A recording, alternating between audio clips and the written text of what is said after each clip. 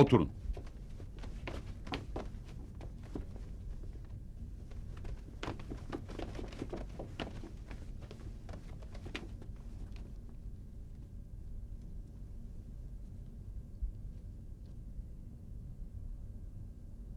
Sanık Azat Direjan, sanık Beritan Şatıroğlu, sanık Zaza Yılmaz ve dosyada ismi geçen, halen firarda olan gıyabi tutuklu sanık Reşit Baran'ın 04.05.2004 tarihli yargılanmalarında yukarıdaki sanıkların vekilleri Derviş Büyük, Yılmaz Bozdağ, mağdur vekilleri Nurcan Azbay ve Mehmet Uygun'un hazır oldukları görüldü. Açık yargılanmaya başla. İşte geldiler. Hainler! Hainler! Kurban olun kurban! Hainler! Onun hesabını vereceksiniz! Hainler! Bunlar yanınızda çarmıh kalacaksınız! Tamam. Size! Tamam geçin şöyle. Geçin.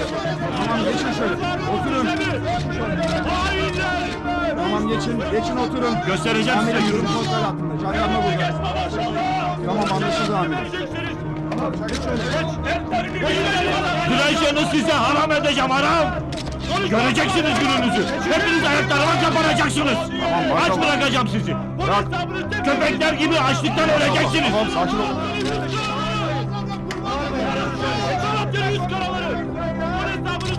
Ulan bırakın beni şunların Tamam, dersini vereyim! Katiller! Sakin olun beyler. Takviyeye gerek yok amirim.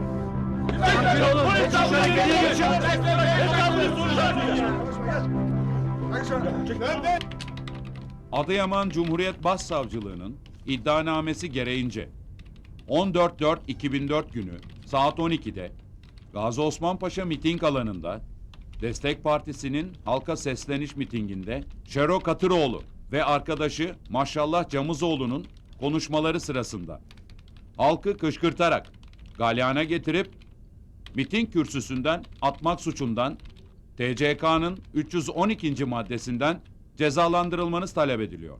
Savunmalarınızı yapınız. Sanık Azat Direjan. Buyurun. Sayın Başkan, daha önce de verdiğim beyanlarımdan farklı söyleyeceğim bir şey olmadığı gibi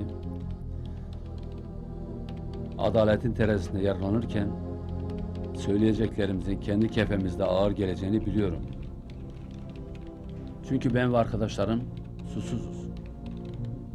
Gözümü dünya açtım açalı. Ailemin yaşamı her zaman Şero Katıroğlu ve ailesi tarafından devamlı rahatsız edilmiştir. Çünkü ailem dün olduğu gibi bugün de siyasetin kirine hiçbir zaman alet olmamıştır. Şero'nun kendi siyasetinin yeraltı dünyasının tek yerinde olması kendisini bile zaman zaman bunalıma sokmuştur. Anlayacağınız bataklıktan kurtulayım derken bataklığa saplanmıştır.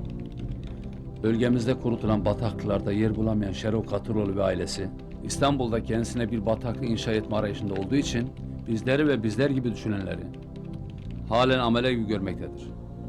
Ve böyle muamele yapmaktadır. Biz memleketimizde kendisine amele olmadı ki İstanbul'da da amele olalım. Beyan ettikleri yalan yanlış şikayetler de kendilerinin son çırpınışlarıdır. Bu yaptıklarınızı fitil fitil burnunuzdan getireceğim! Göreceksiniz! Durum kontrolden çıkmaya başladı amirim.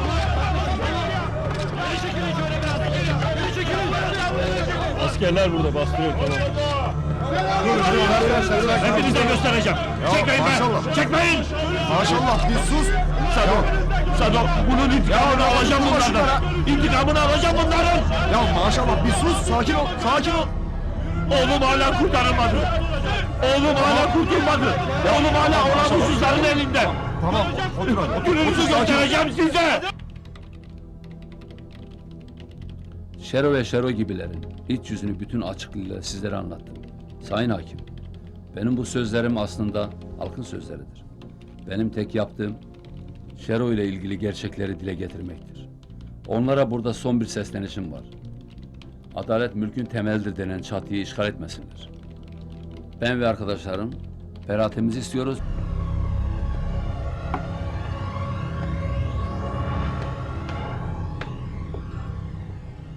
Adınız ve soyadınız. Maşallah Camızoğlu. Baba adın, doğum tarihin. Şevko. 1944. Sayın Maşallah Camuzoğlu, doğruyu söyleyeceğinize namusunuz ve şerefiniz üzerine yemin eder misiniz? Yemin ederim efendim. Olayı anlatınız. Allah'ım yapmayın. Oğlumu göndermeyin. Göndermeyin oğlumu. Azat. Oğlum. Kurban olayım. Oğlumu bana bağışla. Ne istersen yapacağım. Ne istersen. Azat. Dinle beni. Oğlum maşallah. Bombadan bahsedersen oğlun Turgut'un hayatı tehlikeye girebilir. En iyisi hiç bahsetmemek. Miting alanında Şahin Bey bana Azat ve arkadaşlarının halkın arasında olduklarını söyledi. Halkın arasına baktığımda Azat ve arkadaşlarının halkın arasına karışmış, onları bize karşı kışkırtıp bize saldırttığını gördüm. Kalabalık saldırınca yapacak bir şey bulamadık. Ve sonra Şeref Katıroğlu ve ben ikimiz de kürsüden atlamak zorunda kaldık. Yoksa bizi öldüreceklerdi. Şeref Katıroğlu gözlerimin önünde halk tarafından linç ediliyor. Bu eşkıyaların yüzünden. Bunlar kışkırttılar üzerimize. Bunların yüzünden linç olacak. Yalan söylüyor. Utanmaz adam. Bunların idam edilmesini istiyor. En ağır şekilde idam edilsin. Sessiz olun. Şikayetçiyim hakim bey. Cezalandırılmalarını talep ediyorum. Bilgim bundan ibarettir. Diyeceklerim bu kadar hakim bey.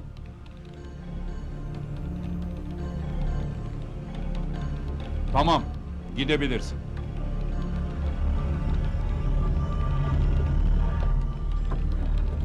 Sanıklar Azat Direjan, Beritan Şatıroğlu ve Zaza Yılmaz'ın üzerlerine atılı suçu işledikleri, dinlenen tanık beyanları ve tüm dosya kapsamından sabit olmakla, eylemlerine uyan Türk Ceza Kanunu'nun 312. maddesinin 2. fıkrası gereğince, sanıkların baştan beri suçu inkar etmeleri aleyhlerine değerlendirilerek takdiren 3'er yıl ağır hapis cezası ile cezalandırılmalarına. Hayır.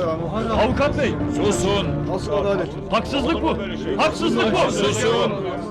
Adalet sakin olun. Adalet istiyor. Adalet istiyor. Tamam sakin olun beyler. Sakin olun lütfen. Hayır. Bu nasıl? Susun yoksa hepinizi dışarı atacağım. Mahkemeye saygılı olun. Haksızlık bu. Sessizlik.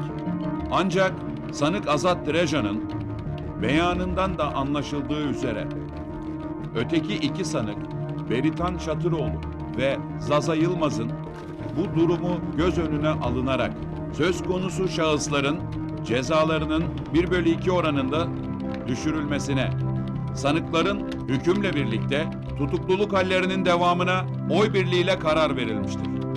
Haksızlık bu. Adalet istiyoruz. Adalet istiyoruz. Haksızlık bu. Azat. Adalet istiyoruz. Azat. Adil değil bu karar. Bu karara karşı adalet istiyoruz hakim bey. Temize gidilmez. O için mi olur ya? Merak etme. Hani adalet bey? Hak hukuk nerede? Temize gidilmez. O nasıl içeri girer? 3 yıl nasıl içeri girer? Bir yardım et beni. Bir şeyler yapalım avukat bey. Yapacağız. Temize gidilmez.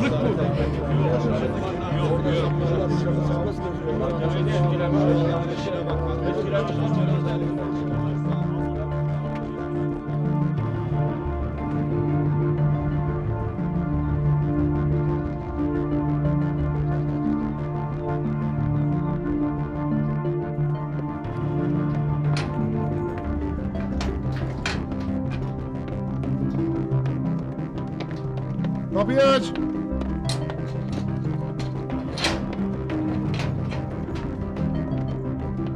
Kapıyı aç. Herkes koğuşuna.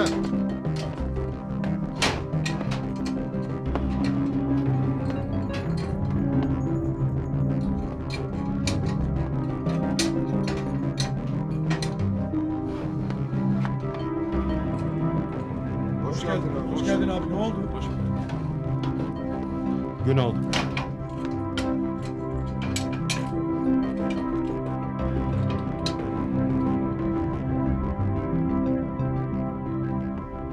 Kapat kapıyı.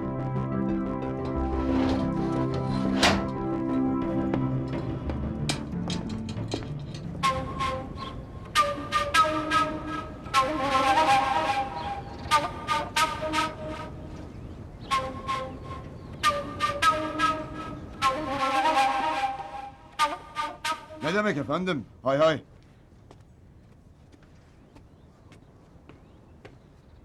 Telefon Şero'a. Ankara'da. Efendim, Şero, insanlar yaşlandıkça çocuklaşırmış. Çocuk gibisin Şero. Küs olmak, küs kalmak yakışır mı sana? Ankara sensiz olmaz. Zaten kendin de istemiyordun İstanbul'a belediye başkanı olmayı. hepiniz benimle dalga geçtiniz. Çocuklarımın acısı dinmeden İstanbul'a gönderdiniz. Sonra da durum ortada. Şimdi de bana çocuk diyorsun. Çocuk olmasaydım bu hale gelir miydim? Ama çocuk dediğiniz bu adam bundan sonra bildiğini okuyacak. Bak Şero, keskin sirke küpüne zarar verir. Barajların temelini ben attım. Madenleri işletmeye ben açtım. Özelleştirmeyi ben başlattım. Yaptıklarını kendi şahsına kullanmaya çalıştın Şero. Unutma. Şimdi bunlara karşılık petrol kuyularına ortak olacaksın. Her açılan petrol kuyusu... Ben artık oyuna gelmem. Beni unutun. Dostça ayrılalım. Azad'ın arkadaşlarına çok az ceza vermişler ağam. Bana müjdemi veriyorsun maşallah. Olur mu ağam? Olup biteni sana söylemek görevimdir. Bir tane dostum yok. 1000 tane düşmanım var. Sizler de benim düşmanımsınız. He.